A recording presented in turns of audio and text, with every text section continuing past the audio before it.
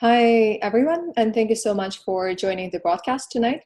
My name is Olga Tenisheva, and I'm the Executive Director for Education here at Strelka Institute. We are really excited to be announcing the second year of the Terraforming program and to kick off the application period. For those of you who don't know, the Terraforming is a 3-year design research initiative of Strelka, and each year we invite a group of 30 Russian and international researchers to join the 5-month program. We have updated the information about the second year on the website, so I encourage everybody to visit the terraforming.strelka.com, where you can find out more about the program and the application process. Before we begin, I wanted to remind everybody that the Russian version of the broadcast is available on Vkontakte and Strelka's Russian Facebook page. And now I would like to introduce the Terraforming Program Director, Benjamin Bratton. He's a design theorist and writer based in California whose work spans philosophy, art, design, and computer science. Benjamin is professor of visual arts at the University of California in San Diego and also a visiting professor at European Graduate School, SCIARC, and NYU Shanghai. Tonight, Benjamin will begin with a 1-hour presentation about the second year of the program, and will then transition to questions. So I encourage everybody to take advantage of the chat window and ask questions throughout this evening, which we'll forward to Benjamin and he'll address after the lecture. Thank you once again for joining, and now over to you, Ben. Hi, everyone. This is Benjamin Bratton, Program Director of the Terraforming think tank design research program at the Strelka Institute in Moscow. I am pleased to present and to share with you the presentation of the second year of the Terraforming program, and to invite those who are interested to consider applying to join us in the second year of the program. First, I'm going to go through a little bit, really quickly, a kind of summary, a little bit of what the program's about and what we did during the first year. I'm going to introduce some of the new additional faculty that we're adding this year. Quite excited about, and then to go through in some detail the new research themes that we are adding to the mix this year. What we call populations, zoning Earth, anthropoforming, and modes of planetarity. So, for those who are not so familiar with the program, the term terraforming doesn't refer to terraforming Mars or the moon or something like that. It refers to the comprehensive meta project, if you like, that we're all part of in one way or another to transform the Earth's cities and technologies towards to a kind of what we call a viable planetarity. The contrast, I think, this year between the first year of the program and the second year is one of a bit more focus and emphasis. If the first year of the program was looking really more at how it is that we might remake the planet directly, physically, so as to remake ourselves, the second year of the program is flipping this figure-ground relationship a bit. We're looking a bit more at how it is that we might remake ourselves politically, culturally, biologically, in order to remake the planet. So let me first say real quickly about some of the structure of the program, given the extraordinary circumstances in which we all find ourselves. The program is 5 months. This year it will run from March to July.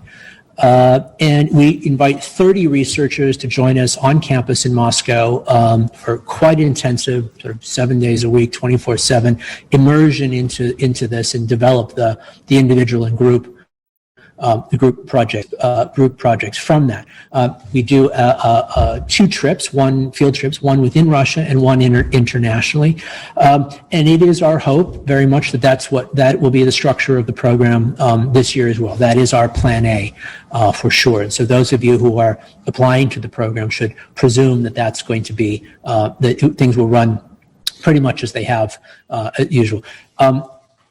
Obviously, there are circumstances outside of everyone's control. As we did last year, we were able to develop, I think, an extraordinary body of work, even after everyone had scattered back to their countries of passport, and just to sort of make the point that regardless of what happens, we will the program will continue, and we will do equally strong work, I'm sure. However, Plan A is that we will see you all in Moscow in March. I also should say that, as for those of you also less familiar with the program, there is no tuition for the program. If you're invited to participate, there is no tuition. In fact, researchers are paid a stipend to offset the costs of their full-time involvement within the program. So, the cohort of the program is roughly as 30, as mentioned, 30 researchers. Roughly half are from Russia and CIS countries, or half are international. Roughly half have some architecture or urbanism background. Half are really everything else, from filmmakers to philosophers, economists, political scientists, graphic designers, video game designers. And it is this interdisciplinary and multidisciplinary approach to urban design in the broadest sense that allows us really to do the kind of work that we do. And so if you're interested in the research, you're interested in the questions that we're asking, and you have a conceptual or technical contribution to make to this as well, you should consider joining us. Real quickly then, that for the sort of preliminary logistics or applications will be due November 10th of this year. And again, we'll be starting the program 1 month later than normal. We begin March 1st and go through late July. So mark your calendars and block your time accordingly. Again, the real criteria for interest in the program has to do with your the depth and commitment to the work itself, the kind of technical, compositional, representational, or conceptual contribution that you can make to the group research as well. So if you don't have an architecture degree, please don't let that stop you. The key URL that you'll need for all of this going forward, where you'll find all the information that you need about the program, is the terraforming.strelka.com. There you'll find videos of all of the work that we've done in the past, multiple keynotes, lecture videos, application process, and so forth. You'll also be able to download a free copy of the Terraforming, which is the book I wrote last year, which lays out in much more detail than the kind of the hypothesis of the program than I'll be able to do today. So if you're interested, my suggestion is to really dive right in. So let me talk a little bit about real quickly about some of the work that we've done and some of the ideas that we've been working with. Some of the foundational ideas of the program, those are really, the basis of the work going forward, have to do with our kind of peculiar understanding, our insistence that the response to anthropogenic climate change is going to have to be as anthropogenic, as artificial, as the artificial environment in which we find ourselves. Our connotation of artificiality, though, has more to do with, let's say, an anomalous pattern within a system than is something about fake. And so it's the artificiality of design, of composition itself, and a kind of embrace of that artificiality that is a first principle for us. Part and parcel of that is an understanding of automation in relationship to ecology, in particular, obviously in relation to climate change, is one in which automation is understood as part of, is not as some kind of secondary additional process of replacement that happens subsequent to this, but is a name for the mechanism by which decision is located within complex relay systems, whether that's a rainforest or a factory at different points in times. It also has to do with the hypothesis that the anthropogenic response to climate change will depend upon a more pervasive economies of scale that automation provides, and that the real purpose and function of automated systems is not the proliferation of growth for its own sake, but towards those economies of scale and towards a mechanism for those kinds of forms of ecological mitigation.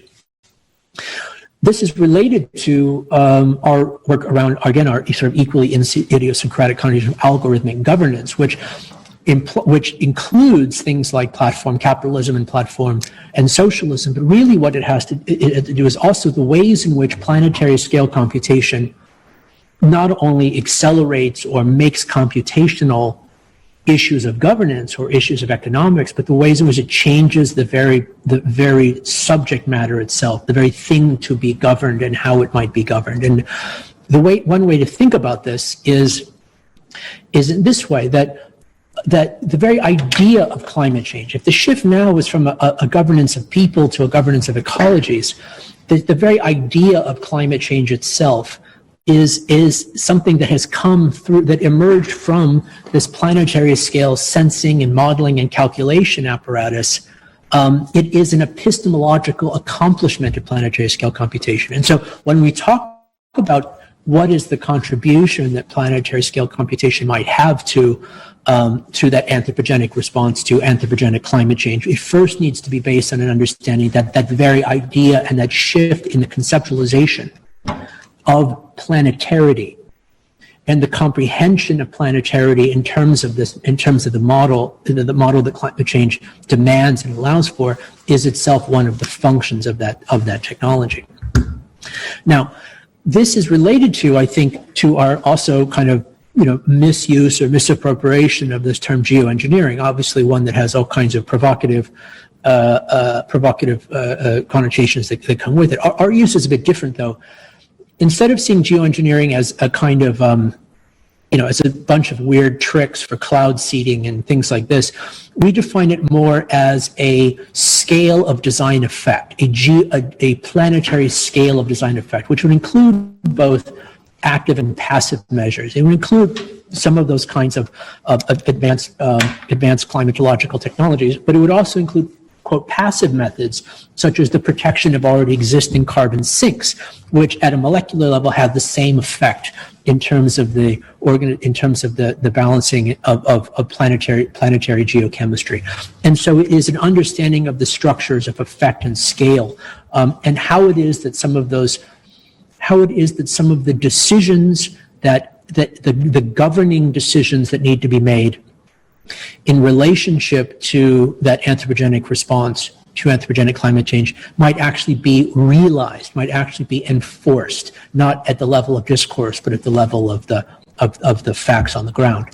Now, this relates then perhaps to, I'll just sort of wrap it up here. The key idea for the terraforming hypothesis and the shift for this year between a focus on from redesigning the planet so as to remake ourselves towards the remaking of ourselves to redesign the planet, is that while we might normally be used to thinking about it like there needs to be a fundamental shift in geopolitics that would then bring about a shift in geotechnology, which would then bring about the shift in the planetarity, that in fact it may be that it is the shift in implementation of alternate forms of geotechnical relationships, geotechnical functions, geotechnology is deployed, in other words, that would bring about the shifts in geopolitics. And that the history of technology, I think, bears out that that chain of causality is at least just as likely. So let me then quickly review a little bit of the work that we did the first year before getting to the heart of the matter, which is the introduction of our additional faculty and the additional themes. So the foundational faculty for the program are, as mentioned, are equally multidisciplinary as the students themselves. They include media theorists and historians such as UC Parika, philosophers of technology and biopolitics such as Helen Hester, who's coined this term anthropoforming that I'll speak a little bit about a little bit later on.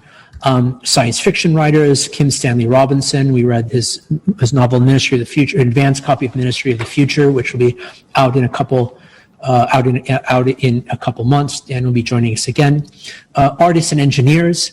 Xin Liu is the artistic curator of the Space Design Initiative at MIT Media Lab, sort of at the forefront of a new wave of artists and engineers looking at space design as a kind of limited conditions of forms of environmental embodiment.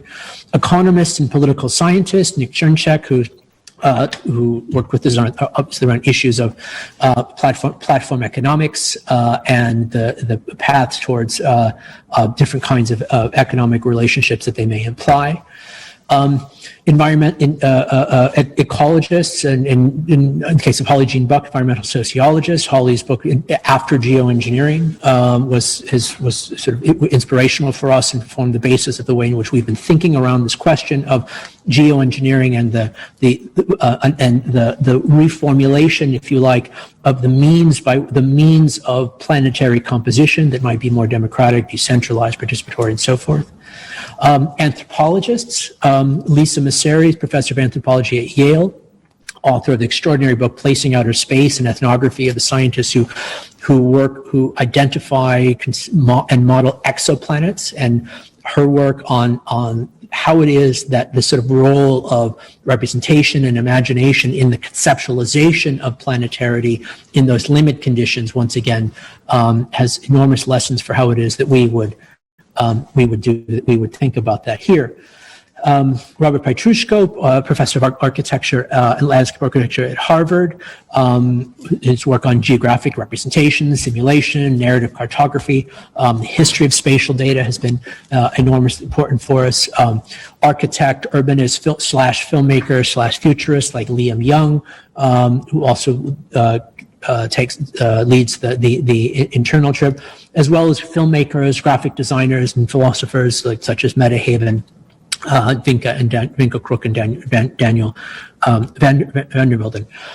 So these are sort of the foundational faculty, which we are part of the program. And I think what you're seeing here is, again, this strong interdisciplinary mix, as well as mentioned, as Holly Herndon and Matt Dryhurst, whose work on the use of artificial intelligence as a kind of cognitive prosthetic is employed for purposes of the more forms of abstract expressivity within the artistic context, which has everything to do with these more fundamental questions of, in fact, what that artificiality actually is, and indeed what that forms of intelligence actually is.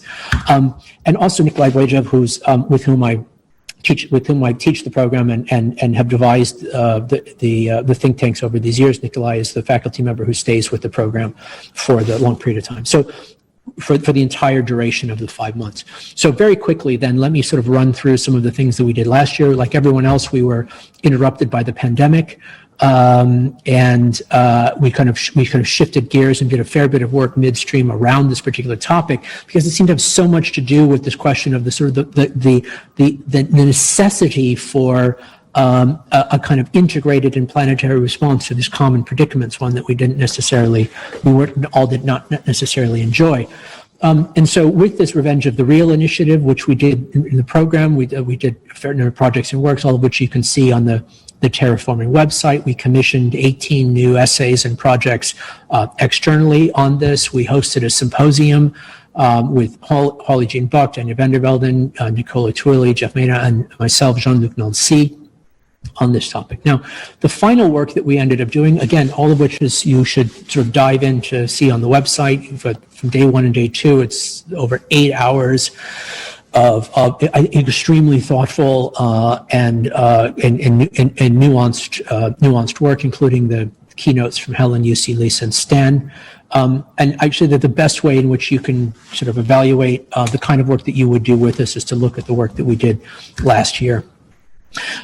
Some of this started with, as part of some of these conversations around the terraforming more generally began with this a kind of reinvestigation of the idea of the Kardashev scale, the scale of civilizations that would be modeled on how much energy a particular civilization uses. And there was something about this conceptualization of a human occupation of a planet in relationship to that sort of comprehensive also measurement that we found to be quite interesting. And so one of the groups developed this hypothesis in considerable detail.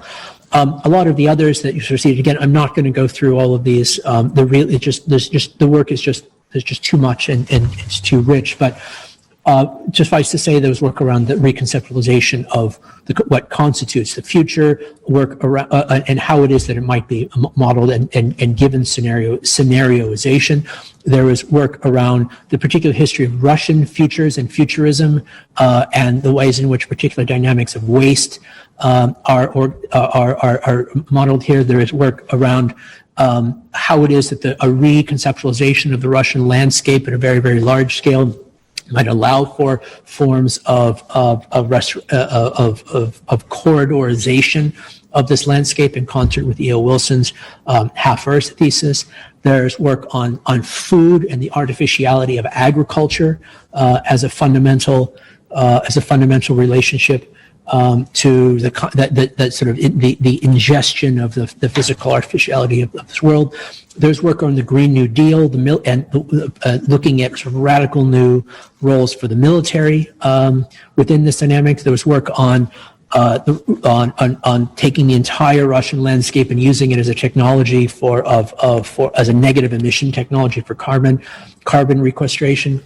And then lastly, I think a little bit more closely to some of the work we're doing this year, research on space law and the history of space law as a body of precedent work that would allow us to think about how a governance of an entire planet might happen at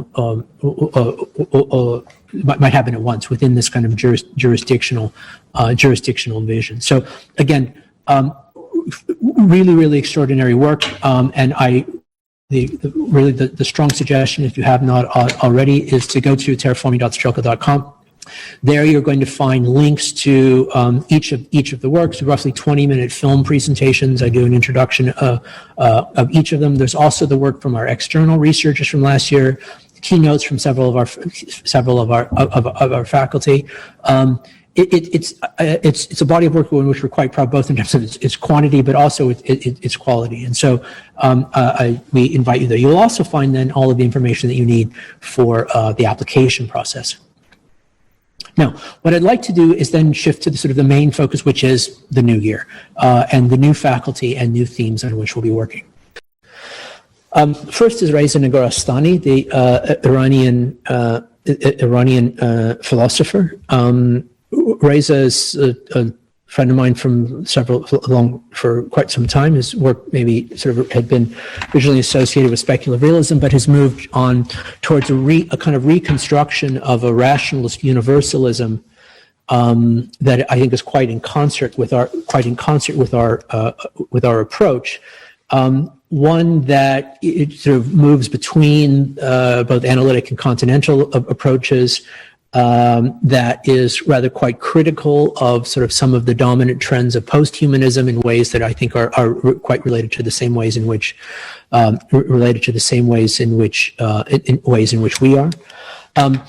But the questions of what we call, and both Reza and also call the necessary renewal of a Copernican turn, of understanding the kind of open-ended nature of the planet as a compositional form.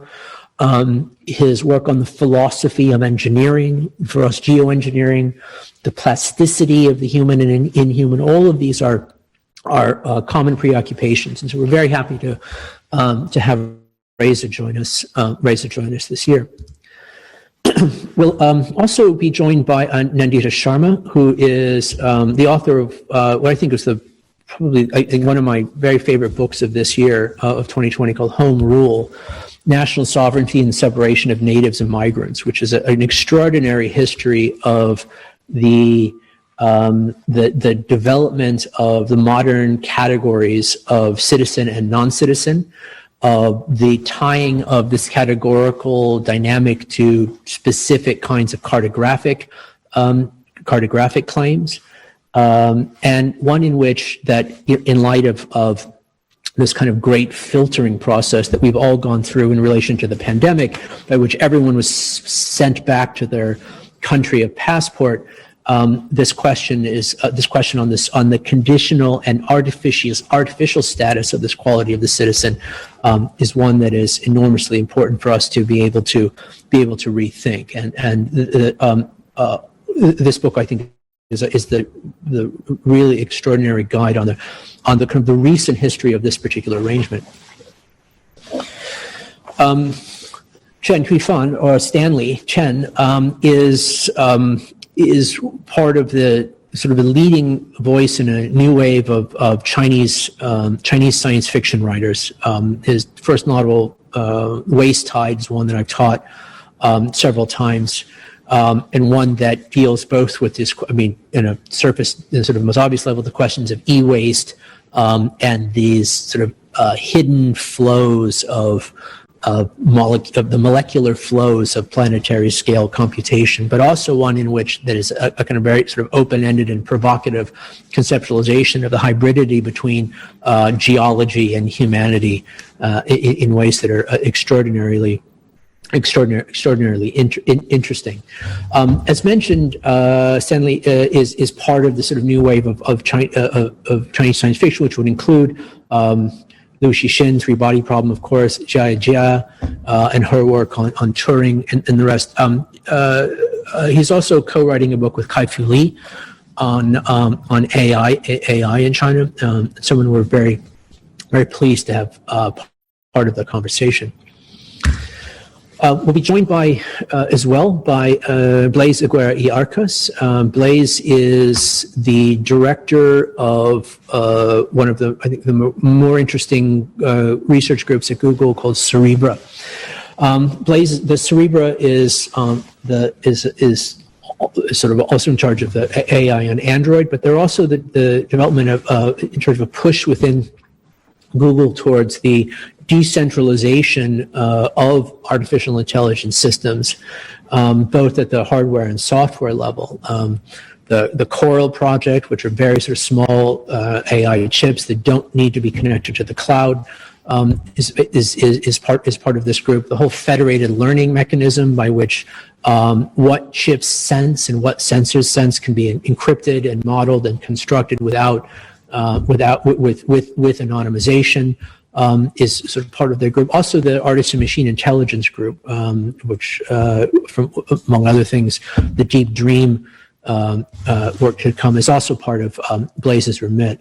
All of that aside, as a computational neuroscientist and physicist, Blaise is also, I think, one of the more interesting voices in the emerging sort of, again, kind of next wave of philosophy of artificial intelligence.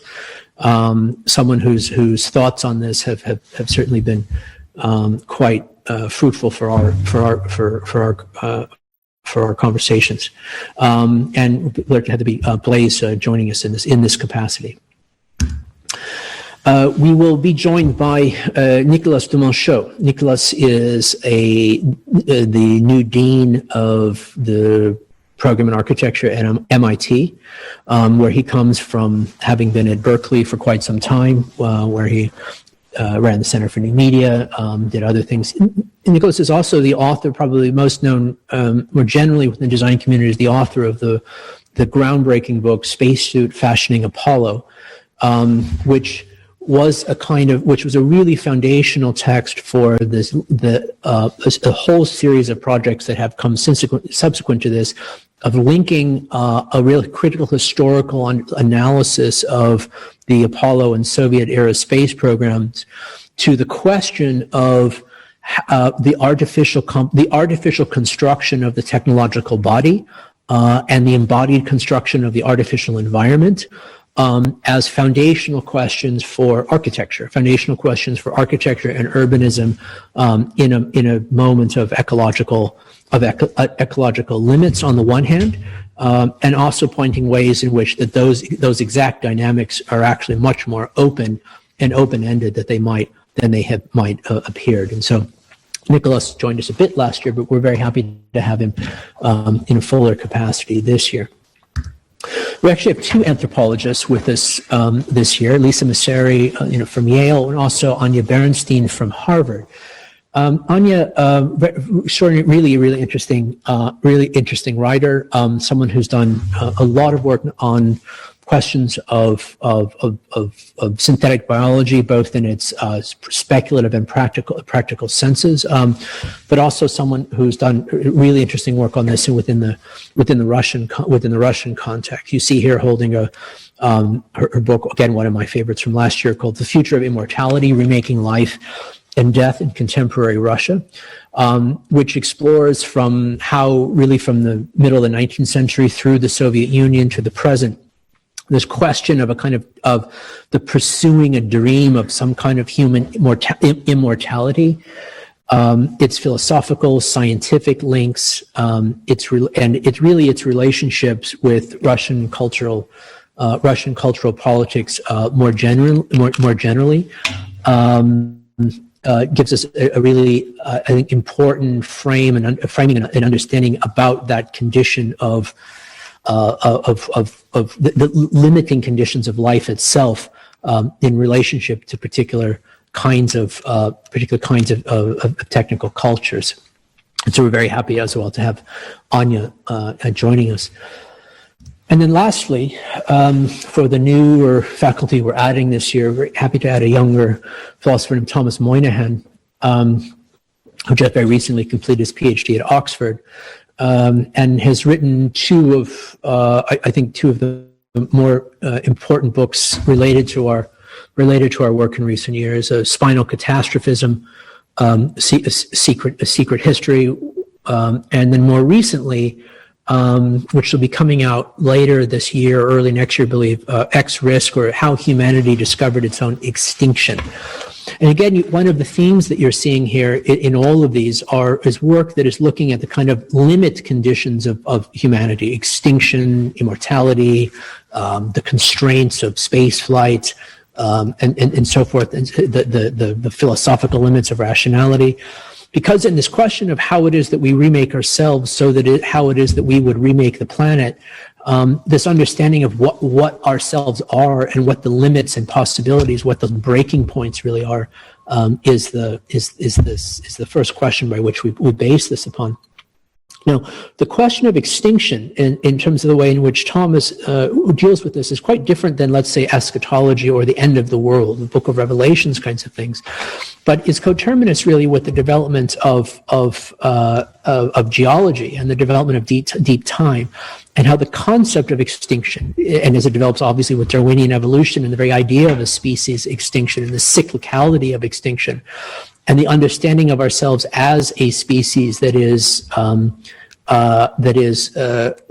susceptible to those same kinds of pressures, and how that shifted from the more the religious prophecies as the mode of understanding the end, is the way in which that we can situate the questions of very real existential threats, not only for our extinction but for extinction more generally, and how it is that as he says, the very vocation of the human as a rational, responsible, and future-oriented being might be conceived.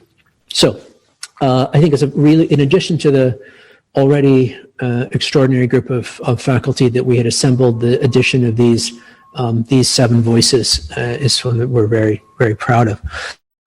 So let me then try to quickly go through the new themes that we're working on. Really, I had already sort of mentioned them as well. Population. This is population, zoning Earth, anthropoforming, and modes of planetarity. First, population is asking the question in the simplest sense of where do the people go, and where could they go, and how do we organize them on the surface of the Earth? As mentioned, one of the more decisive and disturbing realities of the pandemic was this political filtering, whereby an otherwise mobile and intermingling human population was instantaneously resorted back into their nations of passport. And we feel that as this global population was pushed back into the post-colonial states because no other options seemed available, both the weaknesses and affordances of this kind of nationalism were made explicit. Now, in relationship to Sharma's work, this attaching of the right of entry and movement to a particular state certificate is a relatively recent development. And it's one that holds the separation of migrants and natives as its history, and this idea of an exclusive territorialized citizenship as its content. Now, but as the segmentation of the human population into these kinds of discrete tracts is obviously artificial, we realize that other alternatives are possible, some of which already exist. And so in this moment, as the license of citizen is simultaneously reinforced, and undermined, other kinds of credentials and other kinds of positions assume its place or multiply it, or even innovate a new space of positions. The question then that undermines this is, in contrast with kind of the autochthonous fallacies, we're interested in other formal means by which humanity could be amalgamated and disentangled from itself. Other ways in which it might be gathered and dispersed, other ways in which it might be self-sorted and self-assembled on other geographies. We ask this recognizing that those other geopolitics must include both, or in principle should include both rights of exit and entrance into or out of them in one way or another. So, what this looks like is part of the question, all the different ways. Some of this might imply the opening of some borders, while the multiplying of other borders in different sort of ways. It implies the fortification of states in some context, or the proliferation of other kinds of fields in other ones. Some of these developments might be admirable, some of them not. It might imply an open planetary surface available to everyone, dotted with lots of little private enclaves, or each of which is with own forms of membership, or vice versa. The point here, though, is not to think of this as a way of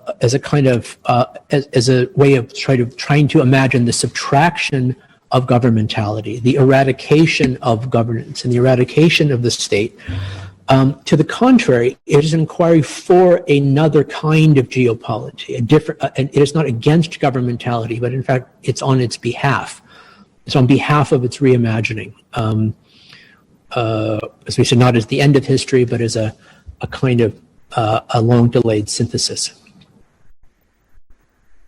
So the next area that we'll be looking at this year, related to this, I think quite closely, of this theme of moving from remaking the planet so as to remake ourselves, toward remaking ourselves to remake the planet, has to do with the question of zoning, and how it is that we might zone the Earth in different ways, zone the Earth, organize it, measure it, name it, subdivide it in different ways. So this would include, but is not exhausted by, looking at the different kinds of techniques for subsectioning the logic of zoning, urban zoning, by which we subsection functions of the city into different zones, the industrial zone, office zone, residential zone, but now expanding that logic, expanding the logic of zoning, functional zoning, to planetary scale in a way that how it have legal force. But if so, then according to the question, then is according to what categories? Now, the planet is already structured through multiple spatial organizing regimes of meridians, national borders, notional borders, elevation lines, Kármán lines, airspace rights, GPS backbones, IP addresses, and so forth and so on. And all of these, which we have naturalized in different degrees, give some kind of predictable, if also distorting, shape to the interlocking systems of scale and position. Now, simultaneously, these systems have also been structured, the world is sort of structured at least as much through systems of artificial time as artificial space. And the subsectioning of time in this way, from timetables to punch clocks, from whatever, French Revolution, French Republican decimal time, all the way through to Unix time. This subsectioning and organization of time is a kind of rationalization of time that has allowed for the infrastructural tempo, that is the interoperation of processes across vast space, however mundane or visionary those might appear.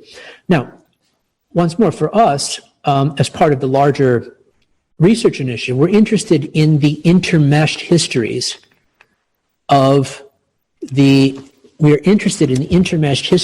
and conditions and futures of how to see the Earth through these new forms of geoscopy and geometrics that would subsect the totality of Earth and time through the projection of systemic abstractions. What we arrive with then is a kind of surplus of totalities.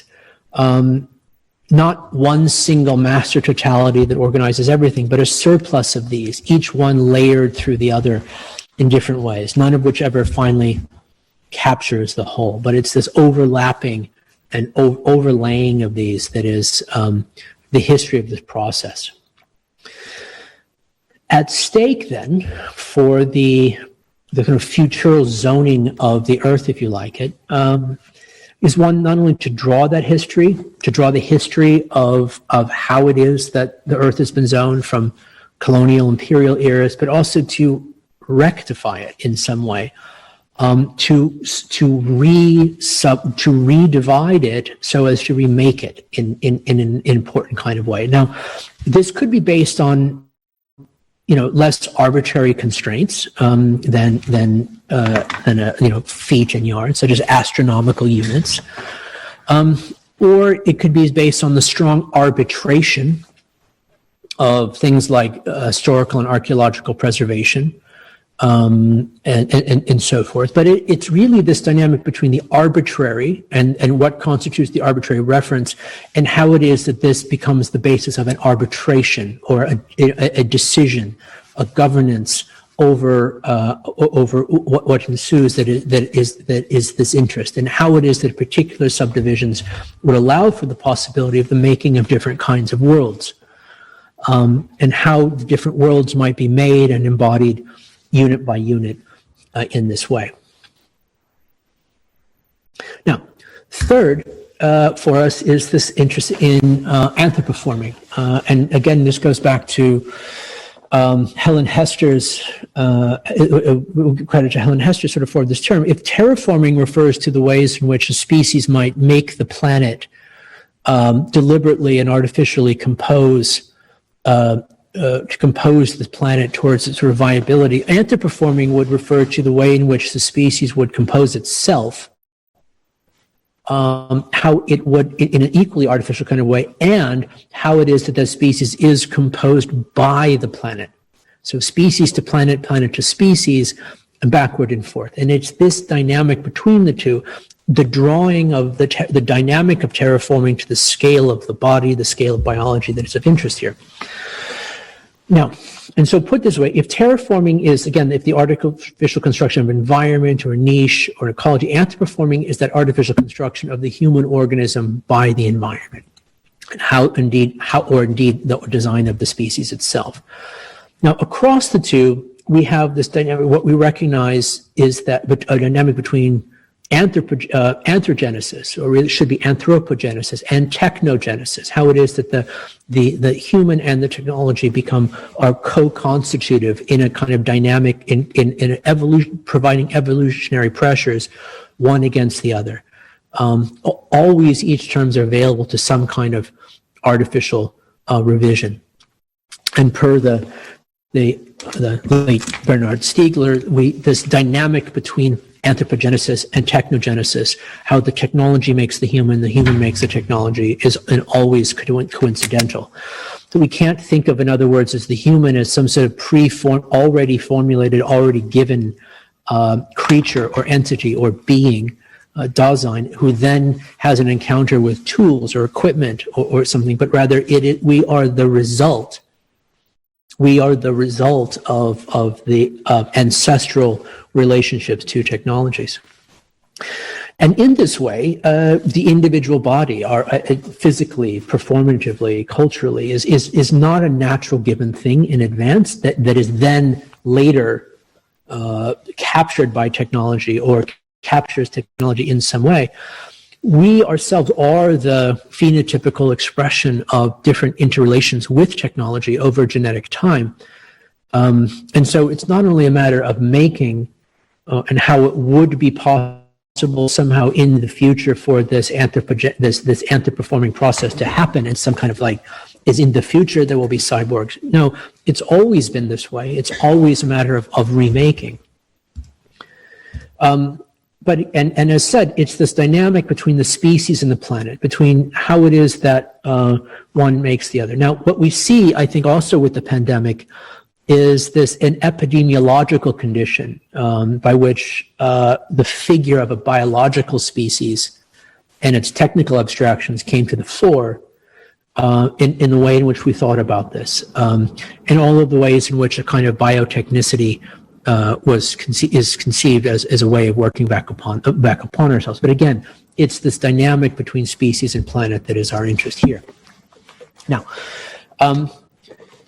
both of these, that is terraforming and anthropoforming, imply similar but not identical relationships to what is out there. We see the sort of wide interior exterior as really another kind of interior which we might design. Both of these approaches see the human as and the planet as a fundamentally mutable arrangement. Not the humans not as a sort of protagonist of omnipotence and mastery, no, but as the outcome and the agent of technologies of this formulation, which speaks as well again to this, it would be inclusive of, but not reducible to, those technical processes of artificial evolution. The ski boot, the fur coat, the antibiotic, scuba masks, incubators, ventilators, reproductive technologies, both internal and external. All of these are, in this regard, forms of artificial evolution in action. Now, what's at stake then for this is, I think, a different premise for what we mean by biopolitics, one that is informed less by a kind of intellectual suppression of our technobiological evolution in the name of some kind of mystical or experiential language, and also one quite different than the histories of humanism that have used that exact condition as an act of war, but more a recognition of the always sort of remedy and poison dynamics of the limitations of this condition, but most importantly to its open-endedness. So lastly, of the new things sort of adding this year, so what we're calling modes of planetarity. Now, the term planetarity comes from Dmitry Spivak's coinage at the end of the last century. But the condition to which she refers to as a sort of futural condition, we see it as something that's actually already been several billion years in the making. And that is that there is two kinds of planetarity at work, and our interest is to put the two in dialogue. There is a political philosophical notion of planetarity, one closer to Spivak's usage, and an astronomic planetarity, one closer to the of Messeri and the sort of understanding of the planet itself as an astronomic figure, and ourselves as a residue and function of that figure. And while these two connotations have had rather different unfoldings, the implication of one for the other is the point, and we see that they should inspire correspondence, less of a conjoining than some kind of mutual reinforcement. That is, they shouldn't be opposed to one another, and that there is no viable political philosophical planetarity that does not define itself through the disclosures of the astronomic understanding of what a planet is. It can't work otherwise. And and where a planet is, where it goes, how it renders itself.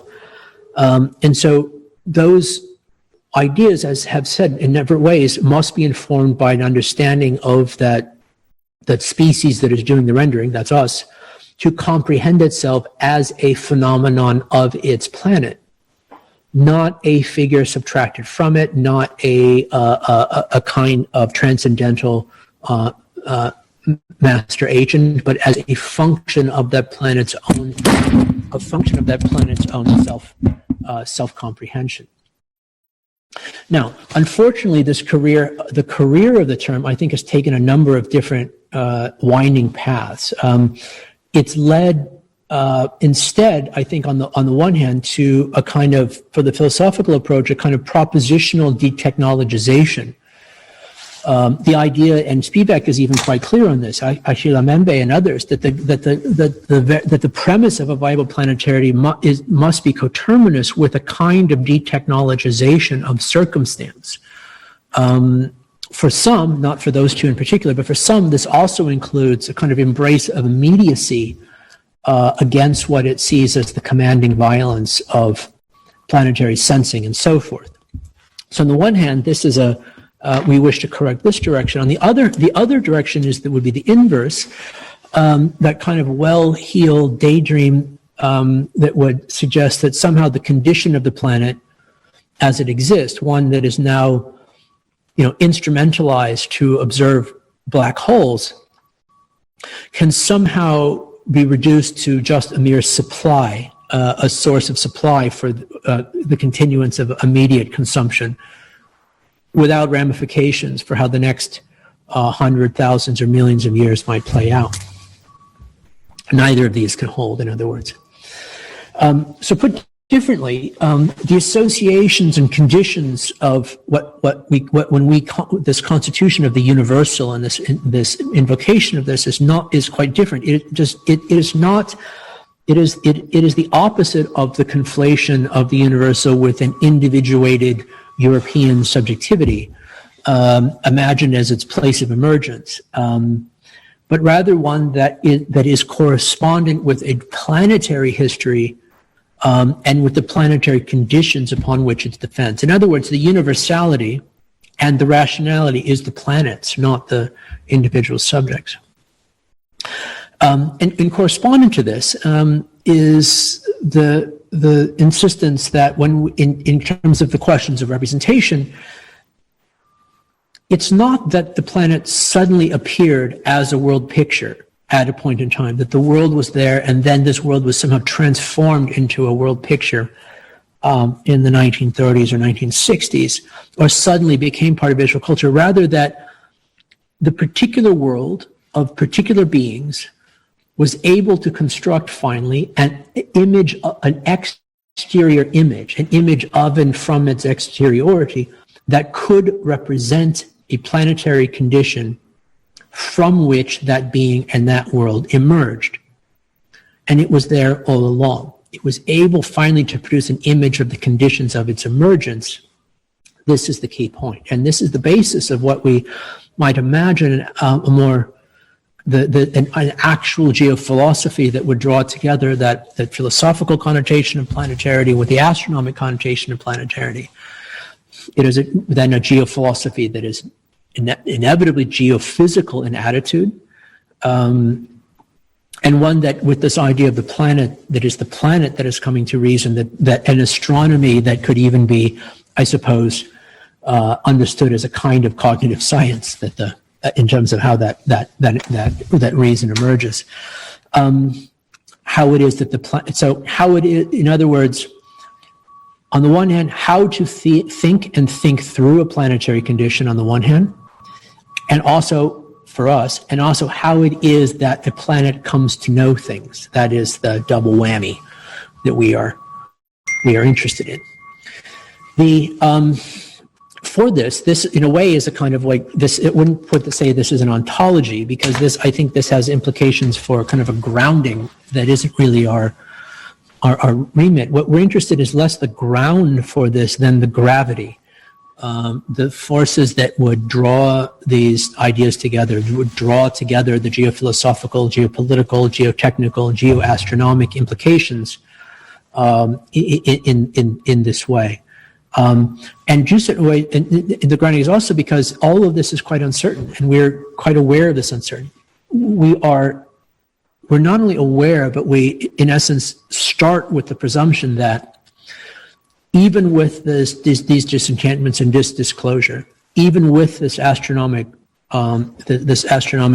framing of the condition, this doesn't in any way guarantee the kinds of geopolitical or geocultural outcomes that we would imply. It can go in lots of different directions, just as it did after Copernicus. That a series of discoveries that, by a certain way of looking at it, should have made the idea of Europe impossible. In fact, made it into something that we've spent the last several years trying to undo and unimagine. So, all of which is to say, we insist on the resistance of the real as the basis of that planetarity, that relationship between the philosophical and astronomic, and we insist on it against those who would want to reduce the human to merely an effective language or discourse or tradition. But we do so in ways that we recognize just exactly how indifferent that real really is. So those are some of the new things that we're going to be wrestling with, or maybe not so new. Maybe they're just sort of developments on things that we had already staked out for ourselves at the end of the first year. Again, the best way to learn more about the kind of work that we do and the kind of work that you would do as part of the program is to look at the work that we did last year. And all of this is available once more at the terraforming.strelka.com. You can download the book. You can watch the videos of the first week-long seminar, some 20 hours of lectures if you there as well. All of the keynotes, the final presentations, all of this is available here, and you're invited to dive right into the deep end around this as well. Again, for applicants, I'll just say that we're not really looking for a particular type. We see the development with the putting the cohort together as one that is much more like casting a play than kind of ranking league tables or something like that. And so your particular skills are ones that you should foreground in the application. If you don't put together an application, in other words, that is what you think the ideal and typical terraforming researcher would be, put together the application that foregrounds the unique and particular technical or conceptual contribution that you specifically would make to the larger group. If you're a motion designer, show this. If you're a philosopher, show this. If you're a political scientist, show this. And this is really the best advice I can give you in terms of the development of a successful application for the program.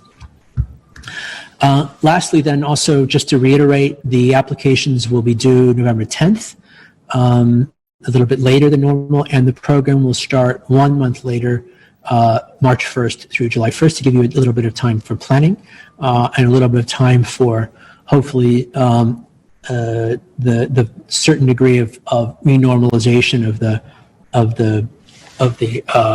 the human migratory norms to which we are accustomed, to allow for our gathering together in person in Moscow in March.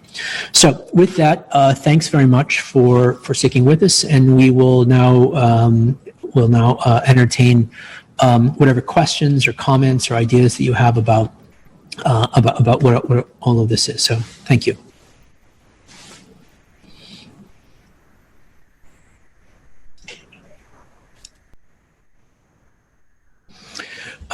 So I see here in the bar on the side, there's several questions about the format for the next year. Just maybe good to sort of reiterate some of those points to start this off.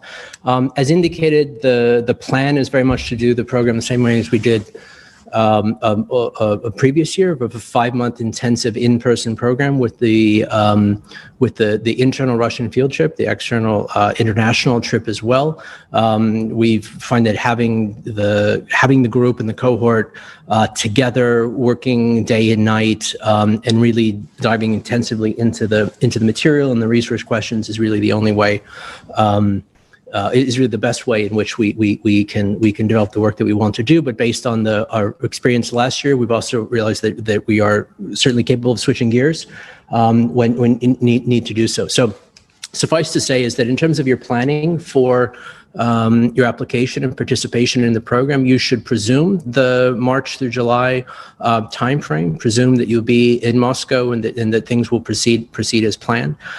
We will communicate with the applicants and with the cohort constantly and consistently about any changes to that plan, any ways in which we feel that it would be better for the program to switch to some kind of to a hybrid model, whether there's other ways, other forms of accommodation that need to be based on the obviously quickly changing circumstances in terms of what kinds of travel are going to be allowed for. And so rest assured that there will be no surprises, that you're not no surprises, and that any kind of changes to that plan A will be ones that you're very clearly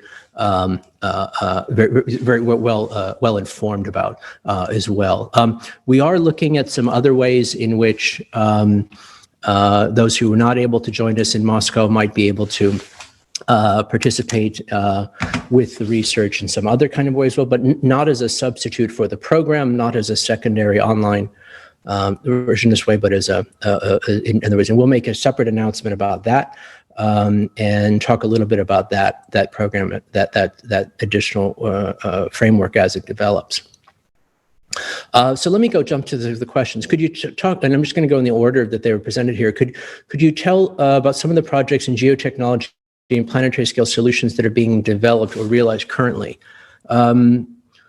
Well, in terms of the ones that we've been working on, I mean, the first, again, the first place in which I would direct anyone of interest in this is to the work from last year. We developed a whole sort of portfolio of projects that are looking at exactly this kind of question, starting from a legal structural standpoint, infrastructure, landscape, and a number of different starting points in relationship to that as well. I suppose the general answer to this question that I might want to sort of put forward in terms of this issue of as I mentioned, this relation to planetary scale computation in relationship to geotechnology is also looking, I suppose, in the most direct sense, looking at ways in which things like climate science can be understood not only as a body of work or statistical patterns that should motivate some form of subsequent political decision, but as a model for what planetary scale computation could be more properly used for, and that is the kind of the collaborative and the collaborative construction of models of the world that are equitable, comprehensive, and credible, that should be able to act back upon the world that they model in such a way that they can transform that world based on the implications of what they determine. We're at the point of climate says we have quite accurate models. What we don't have are the means by which those models can actually, in essence, the implications can apply themselves, that they don't have this recursive capacity to actually transform the circumstances that they develop. We've been looking at this a lot also in relationship to the pandemic, the ways in which epidemiological models were and were not able to equitably and accurately describe the circumstances and act back upon it as well. But that's an excellent question, and there's a longer answer to it, but the short answer to it as well has to do, I think, one of the ways in which there's lots of ways that can happen. One of the ways in which we are looking at it has to do with the status of the ways in which those equitable and comprehensive models would be able to act back upon the circumstances they model in a way that would work. Our so-called next question, are so-called essential workers non-citizens, and what does that mean for the eventual automation of their labor? Also a great question. Well, to a certain extent, obviously, not all of the essential worker, if I assume the sort of the connotation of essential workers would be those people who are in the circumstances of the pandemic are put on some kind of frontline circumstance that exposes them uniquely to the contagion and who are inadequately and improperly protected from that risk, the collective risk, which they on an individual level. Obviously, many of them are citizens, and that the status, in this sense, of the status of the citizen is not sufficient to guarantee. To guarantee their own protection from the collective risk of this, the collective risk from this contagion. One of the ways, just to be clear, one of the ways in which we think about automation and when we try to approach it, which I think goes to the gist of your insight and your question, is to think about automation not as a process by which humans are somehow subtracted from the system, that it's about replacement, but it's about the position and location of human, whether it's physical labor or cognitive labor or other sort of thing within these systems of material relays, economic relays, upon which, in many cases, we all depend. And I think part of what we're trying to sort of look at here on behalf of I think the impetus of the question is to think about these sort of automated systems not as some kind of secondary or novel or peripheral or futuristic scenario that at some point we can still defer defer an understanding of this or defer a way of dealing with this as fundamental to the question of how it is that the labor economics, for example, to the issues of the question, are organized.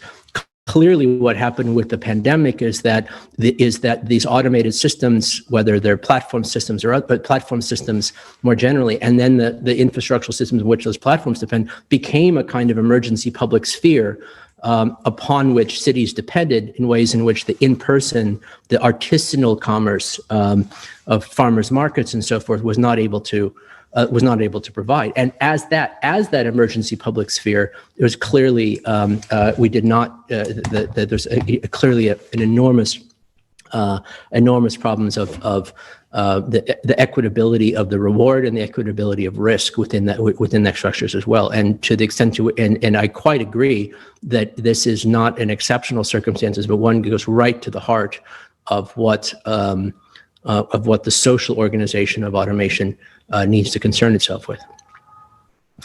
What land are we going to own and who's going to own it? How do you terraform Americans away from wanting to individually own property?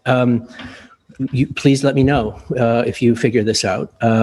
I think part of the ways in which we're thinking about the territorialization here as well is probably going to try to move a little bit between a kind of the models of prediction versus ones of normative projection.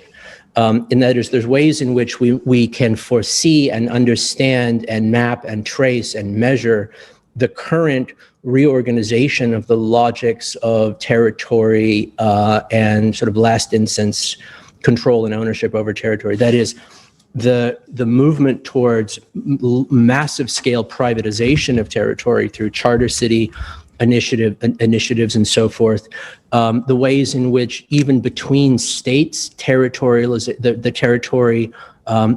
effective and functional ownership of territory becomes transformed. Thinking off the top of my head of the enormous scale leasing of territory in Siberia by China. China's leasing of ports and territories in Africa as sort of contemporary examples of this, the way in which even state-based or quote public, as the inverse of the private ownership of control of territory bleeds across jurisdictions in different kinds of ways. And so it's certainly an open question. I mean, with the idea in mind that we sort of see as a kind of preferred default, a condition for the maximalization of the sovereignty of movement for human populations. Whether or not that circumstance ends up looking more like a generally privatized surface of the earth with smaller sections of public enclaves, which are either which may be preferable or non-preferable to enter into, or an inverse in which as we have now, which is generally a kind of organization of the surface by the segmentation of states. And then within this, dotted domains by which are larger or smaller forms of privatization. But it also may very well seem that this that in the accumulation of all of these examples that we have that there's an interlocking and overlaid and intertwined kind of thick patchwork of different kinds of ownership and entry and exit forms of territorialization that don't neatly map out. For one, that we might not all that may not all be good, that may not all be good or bad, but also ones that might require us to rethink a little bit this dynamic between the private and public as the fundamental categories of those distinctions in the first place. And so I think in question, it's not just about sort of turning a simple knob between more or less privatization, but also to really also kind of rethink the ways in which those terms are being already being decisively complicated. Excellent question. Next, I guess there are questions we're going to be trying to. Does the course reject specific national context, or will that change this year? No, we don't really. I mean, I think all things are on the table, at least certainly for analysis and certainly for discussion. And the work that we do, if you're familiar with it, is in no sense a kind of kind of solutionist thing where we're trying to sort of provide simple, quick answers to these things, but rather to, in many respects, give focus to the space the space by which interventions could be made.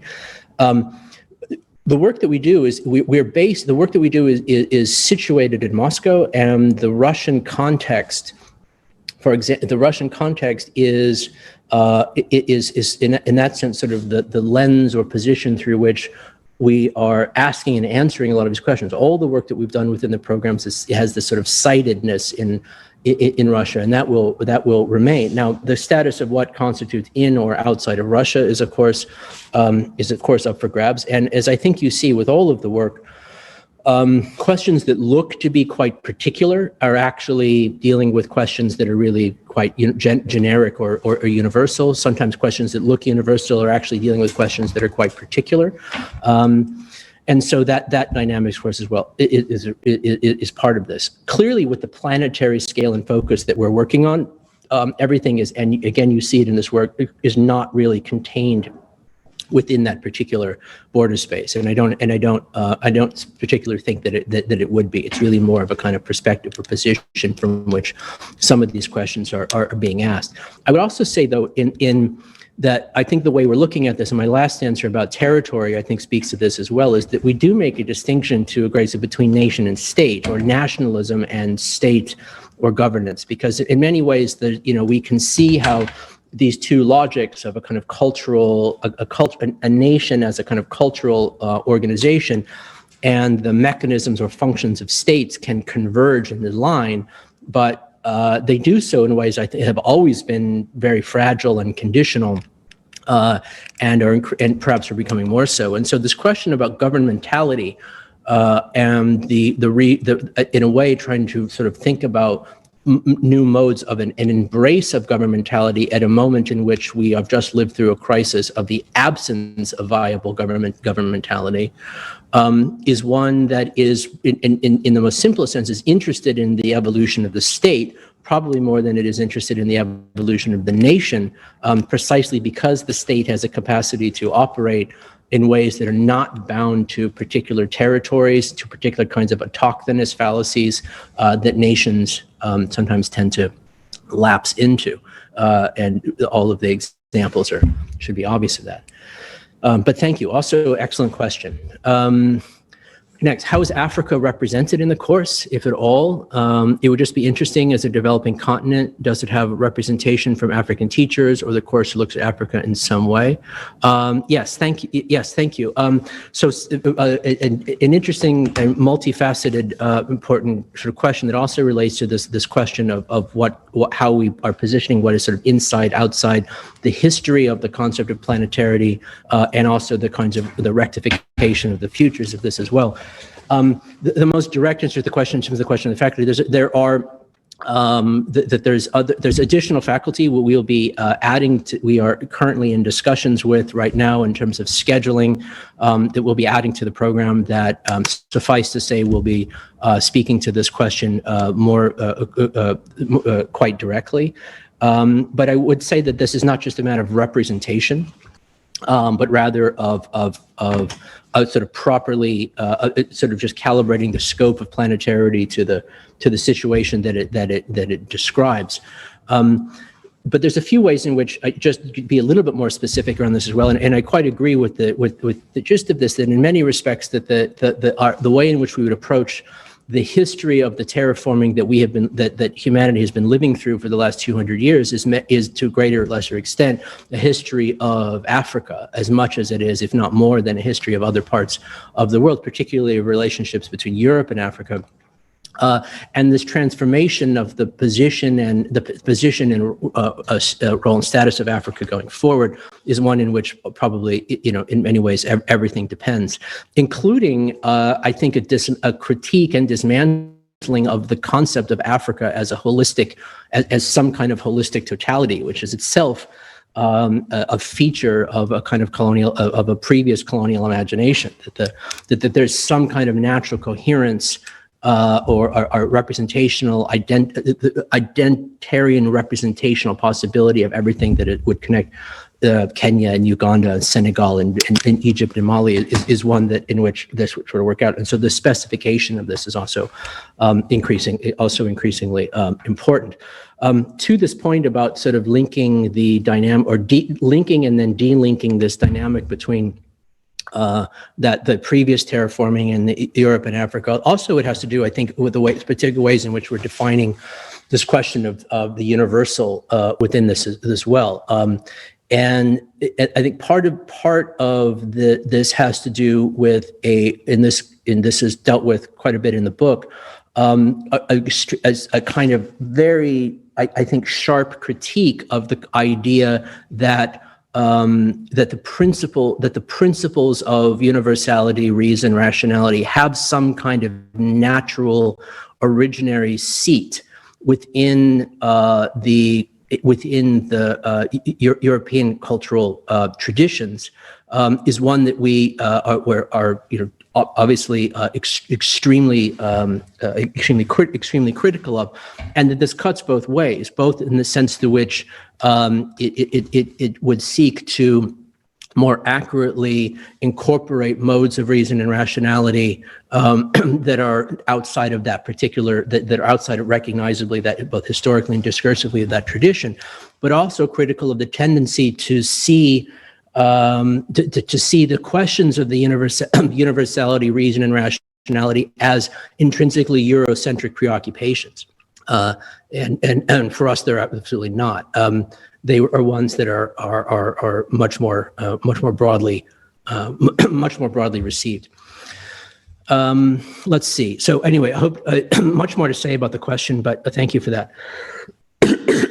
So is the next question, the course is challenged to embed the planet's rationality inside the individual. Okay, so nice follow-on for this as well.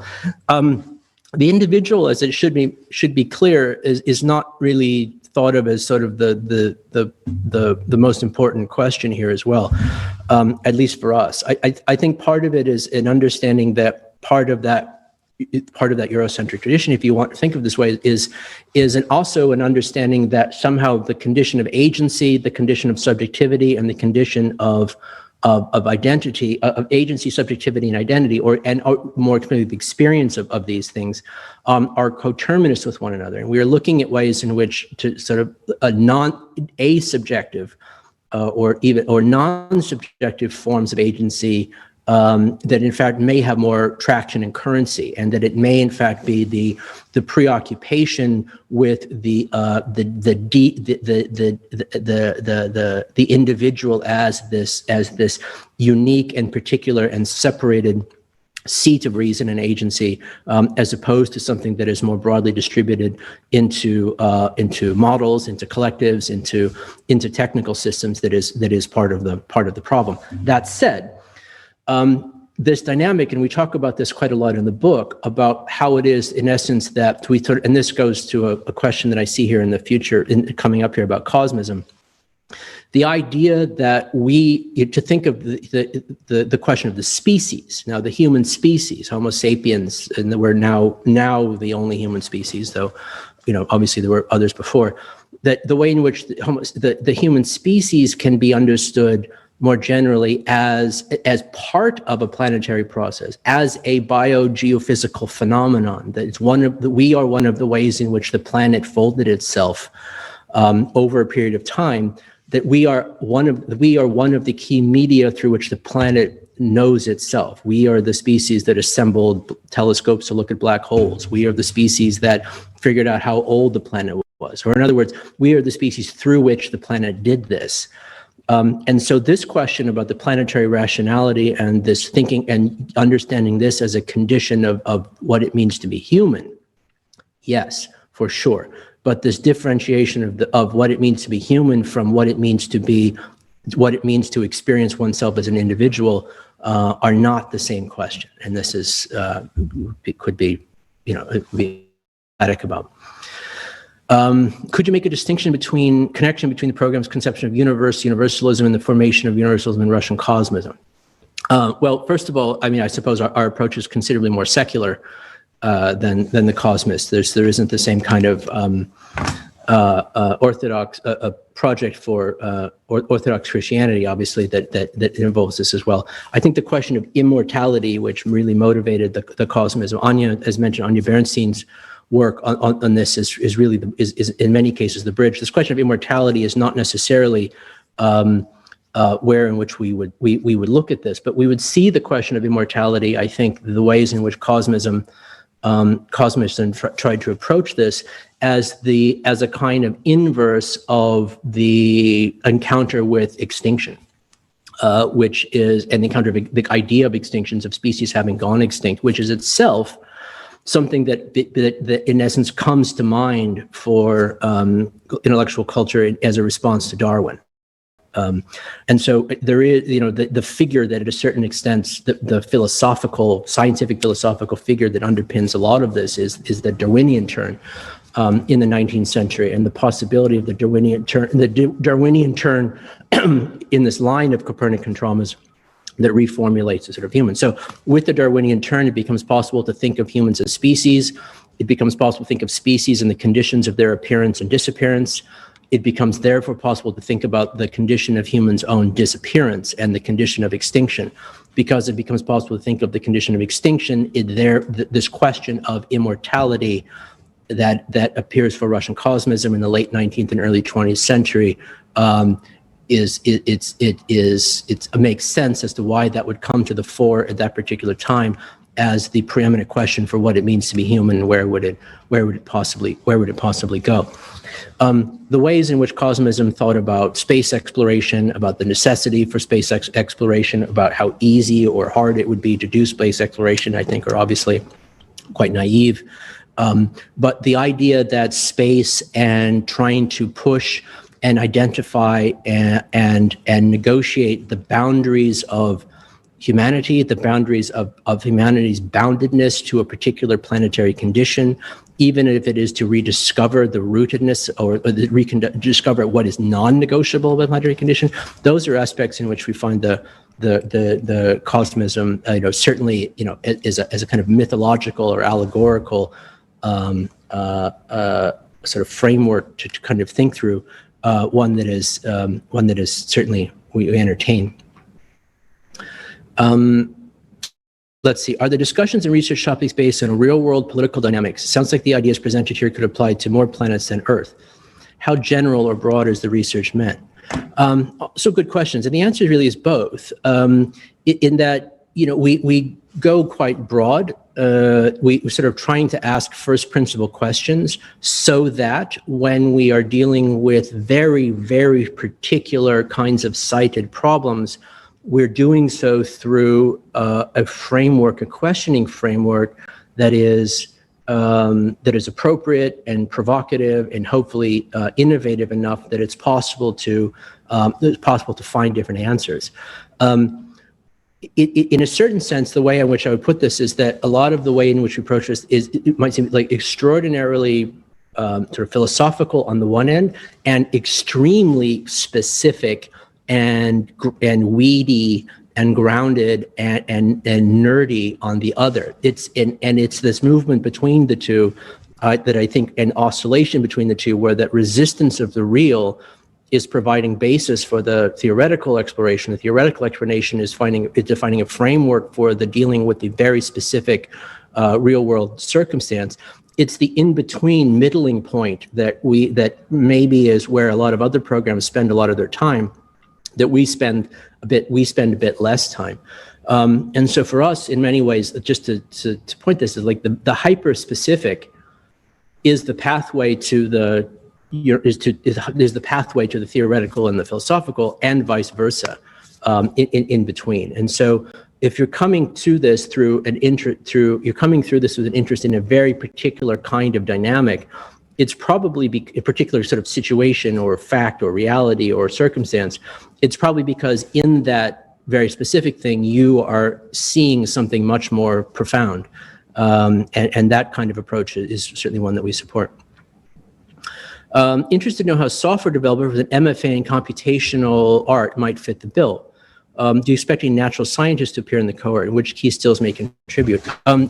Yes. So we've had lots of, in both the Terraforming and the New Normal program before, we've had lots of software developers and lots of MFAs, and a few people who as perhaps as this questioner has, who has both.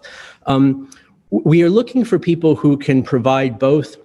We're looking for people who can provide a kind of conceptual contribution to the project, people who can provide a representational, a kind of representational and communicative intelligence to the project, and obviously people who can do both.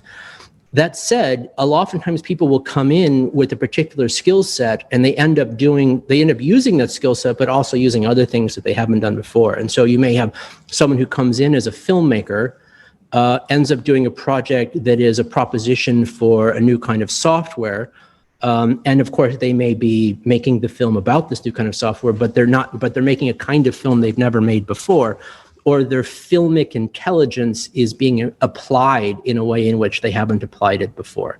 Or someone comes in as a philosopher and they end up being the filmmaker, and they end up doing these things. And so people come in with a kind of core skill or core approach, or perhaps several of them, but they're not bound to this, right? They're not, somehow you're not allowed to do that because you're not allowed to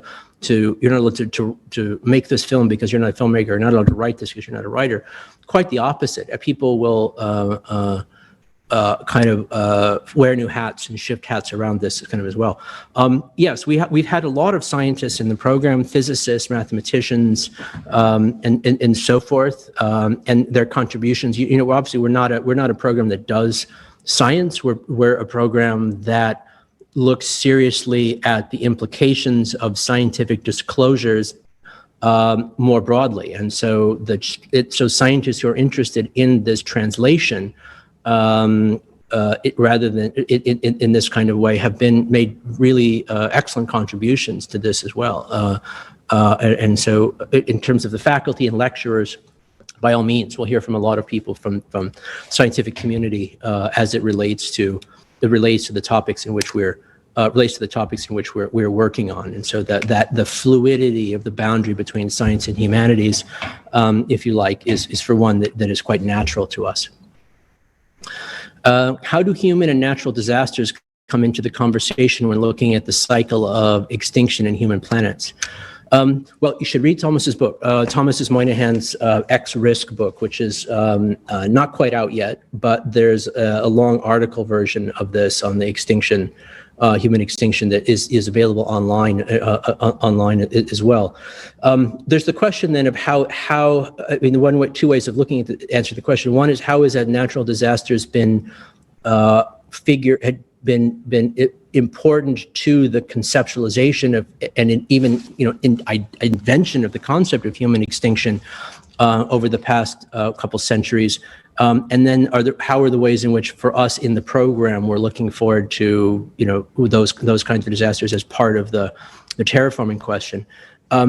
It's certain, and again, Thomas's book is much better on this, but than I can summarize here. But the idea of existential risk, something that humans have dealt with in the form of fires and floods and earthquakes and volcanoes and so forth for some time, and so and have assigned, let's say, cosmological significance to these kinds of events that are sometimes based on a natural understanding of why these happen, and sometimes they are given a much more sort of elaborate theological abstraction as to account for the cause and effect relationships here as well.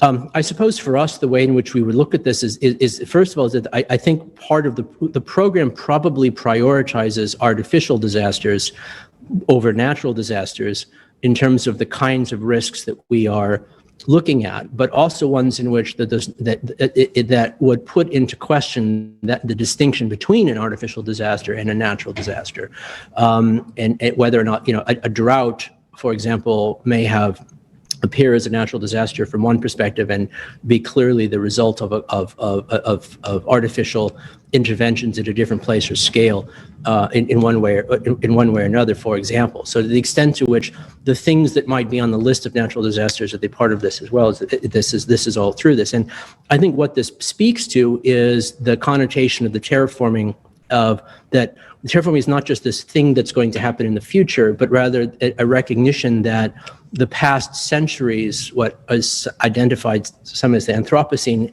has been a terraforming project this whole time, and that what we call anthropogenic climate change is also another name for this terraforming project. And one of the symptoms of this terraforming are things that appear as natural disasters. And so for us, all of what once you sort of go through the steps, the ultimate implication of this is that anthropogenic response to the anthropogenic response to the previous terraforming is the seed, that the artificiality is something to be embraced, not sequestered. Let's see. Does the agenda seek a flattening aspect upon beings, wondering about the relevance of authorship, authority, and the new auto and external self-augmentation mechanisms as part of the work? I'm not sure entirely what you mean by flattening aspect upon beings. But what you mean is a kind of flat ontology in the O kind of sense, no, not really. I think part of it is, I think that there is, we are, it's just, philosophically, I think the program is strongly materialist, for sure. It is focused, it sort of recognizes the primacy of the biochemistry of beings as precedent to the discursive process of beings one way or another, and to that extent, the animality of humans is presumed, as opposed to the humans as a kind of as some other kinds of transcendental form. And so I think from some perspective that might be seen as a kind of flattening, but not in that sense. The self-augmentation mechanisms, I think, I mean, a lot of what I was saying about the anthropoforming and this dynamic between anthropogenesis and technogenesis, how humans as a species have always evolved in relationship to the technical systems by which they interoperate through the world. And obviously the ways in which that condition of automation, where decision is automated with different points in that relay, in that dynamic between anthropogenesis and technogenesis, it goes quite to this. And so it's not about a propositional augmentation of the human, but rather a definition of the human through that process of transformation. The question of the auto in this, you know, automatic, automation, automobile, all this, well, the kind of self-organization of this as well is something that we're kind of interested in through and critiquing or understanding through the lens of automation. I think that once more, the presumption that all of this ultimately boils down to kind of this gestures of free will within individuated organisms, and that the way to understand this is kind of this thing: who pushes the first domino within the system, or that how does agency, identity, and subjectivity and individuation ultimately collapse into the same perfect zone, is not the way we approach this. And in fact, in many ways, see that kind of this kind of approach is very much part of the problem, and part of what we want to evade. Is there a particular philosophical, theoretical approach that you privilege in your program? Because your anti-discourse comment seems to point towards a more realist approach, unless it is Hegelian. I think clarification of your program is real. Okay, sure. The more proper answer to the question is or one that I can is to ask you. It would be the Terraforming book, this sort of short book, 35,000 words or something like this as well, which is freely downloadable from the site, which I would work into into this as well. Yes, I think that the question of realism, I mean, I think the way we approach it at least takes a couple forms, connotations that are equally privileged. One has to do with the let's say realism in the sense of that there is a mind external world out there, and that it is possible to know things about it. It's possible to have mental model. It's possible to differentiate between more and less accurate mental models of an external world that is precedent to whatever species is doing that modeling, that is external to it. It is possible to identify that heliocentrism is a more accurate model of the solar system than geocentrism, and just to be sort of flippant about it. Now, where the status of that, what we mean, where accuracy and correspondence between all of this sort of works is obviously extremely slippery on down. But the approach to this, I think, as well, is, we take this Copernicanism, I think, if you want to put it this way, quite seriously, in that the way I would put it is that instead of the sort of the Heideggerian approach, which would say that all of the way that the real authentic relationship between being and planet is one that resists the enframing of the world through technology, we really see it quite the other way around, that it is only through the ways in which different kinds of technologies allow us to evade or supersede or correct the sort of intuitive apprehension of the world, that it is possible to know anything. That the really significant disclosures about how the world works, and therefore what it means to be human in that world, have come through those forms of technical alienation. And by that I mean the ways in which telescopes have allowed, and trigonometry as a mathematical abstraction, allowed for comprehension of heliocentrism and the scale and scope of where that astronomic planetarity is situated. Microscopes and the identification of germ theory, and the relationship, the polyscalar scope of biology in which we are implicated, and indeed it is even interior to us and inside of this. This is not something that can be intuitive without forms of extraordinarily cognitively and socially disruptive technical alienation. As mentioned, Darwin and the reshifting of understanding of the human in terms of its animalian unfolding, ultimately neuroscience and the materiality of thought. All of these kinds of Copernican traumas are ways in which that, not just individually, but on a sort of an evolutionary arc, it has become possible that our predicament has become disclosed to us, and this is a condition of the real. And now there's other things to say about why that might be, why it's less about us being uninterested in discourse than it is the way in which post-structuralist and Heideggerian traditions and deconstructive traditions have been deeply antagonistic to that approach that I just described. That might be the greater contrast. There's also, I think, a question of realism, the other connotation that I mentioned, that refers to a kind of pragmatism, that's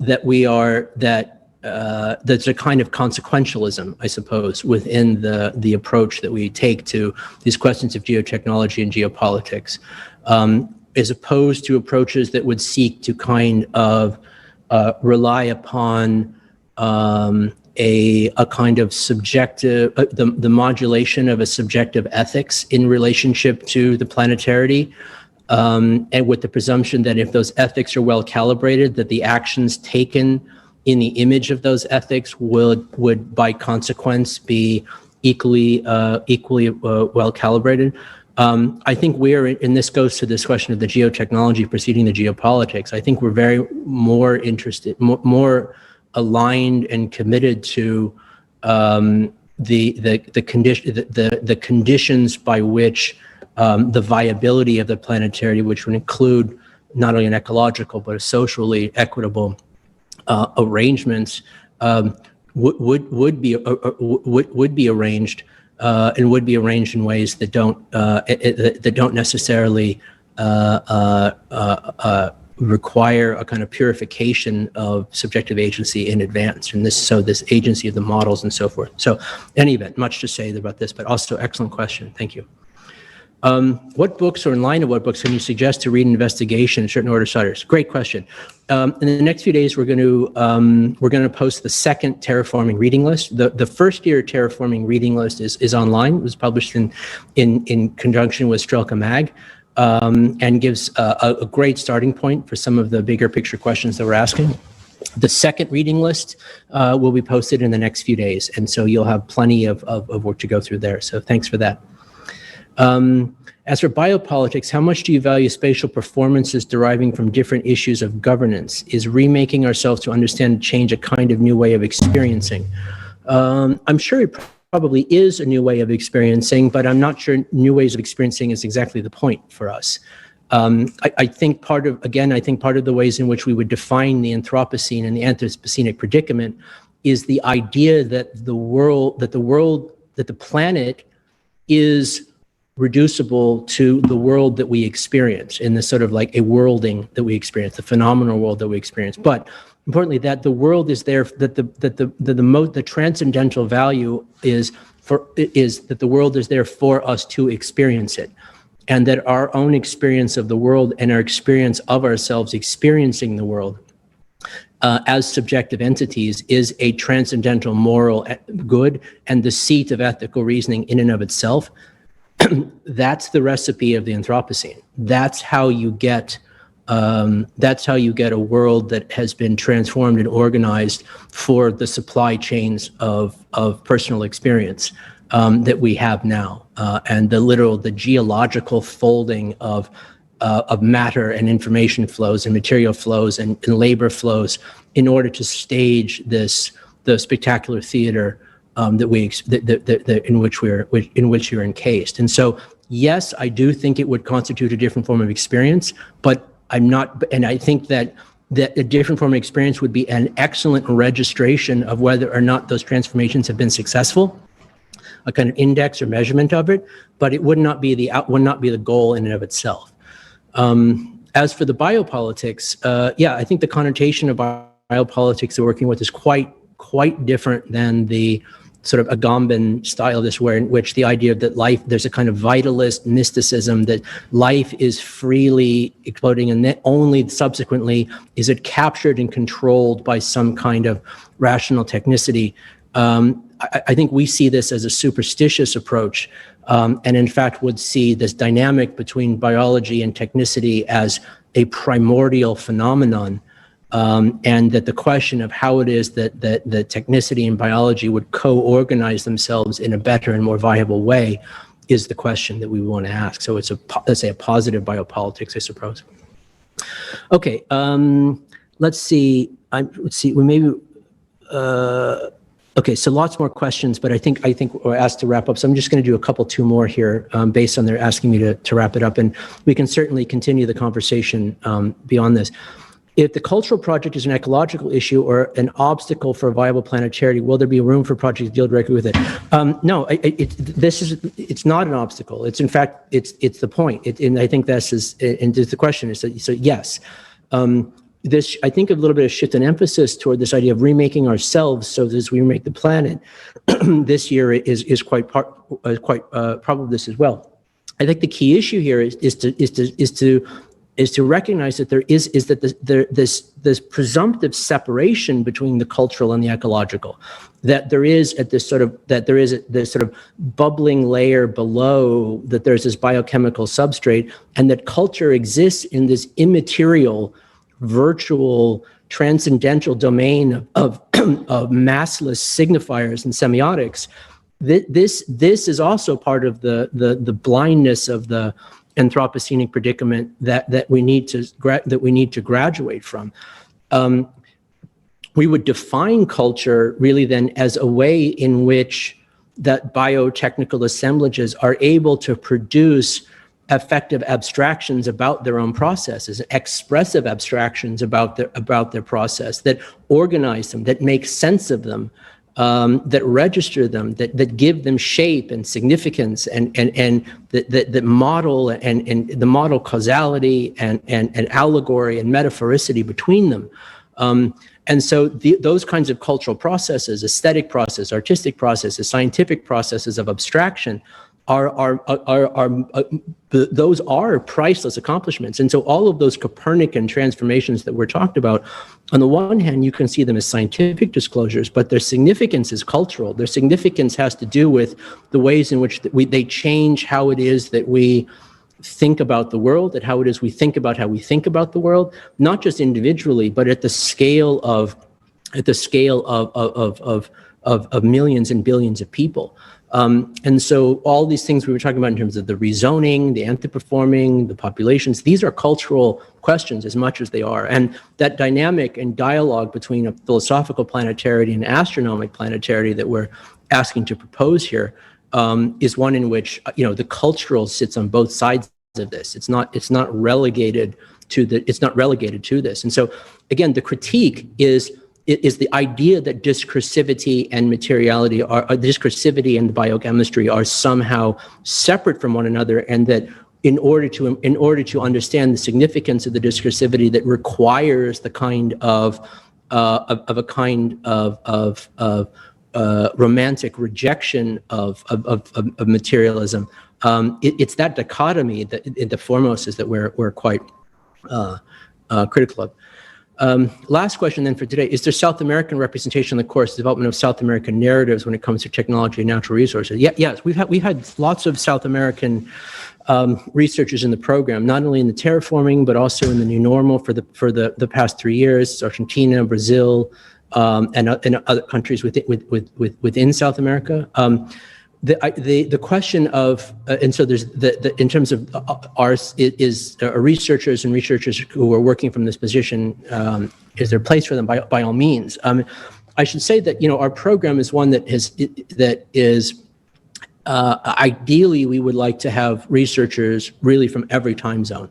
That would be the ideal sort of cohort for us, and that the cohort looks like because it actually is representative of the global scope of the distribution of the human population, and for thus that organization of the international distribution and the diversity of geographic and international place of origin is extremely important. It's a key criteria for how we organize the cohort. It goes beyond representation. It's actual incorporation. And giving and defining these questions in relationship to that multiplicity of positions. And so if the questioner is someone from South America who is asking whether or not there would be a place for them, for sure. In general, just like I said, is that Russia is the position and the sort of the site condition for the projects, and so. The half the program who are from Russia would be working in sort of on their home turf. The internationals would be who come from Eastern Europe, Western Europe, South America, North America, Africa, South Asia, East Asia, North Asia, Oceania, and all the rest, would be asking these questions in relationship through this lens, and through the lens of Russia. Now, this to say that there are other ways of incorporating this, for sure. So, and anyway, yes, the answer is a strong yes, and more general. So thank you for that. I realize that we've got a lot of other questions here to answer, but we have I'm being told that we need to wrap it up here. Please feel free to reach out to us, to myself directly, with any other questions about the program. We're going to be doing other webinars about the program, in which applicants would have another opportunity to ask questions about the form and format of the program, their terms of their participation, the application, the kind of research that we do, the rest of this as well. Look out for those. Upcoming, we'll also, as I said, be announcing additional faculty on this as well, particularly because of the pandemic and people's schedule. There's ones in which we wanted to be 100% sure about they'd be able to join us the time before we made any announcements. So over the next few days, the next few weeks, we're going to be announcing additional faculty participants in the program.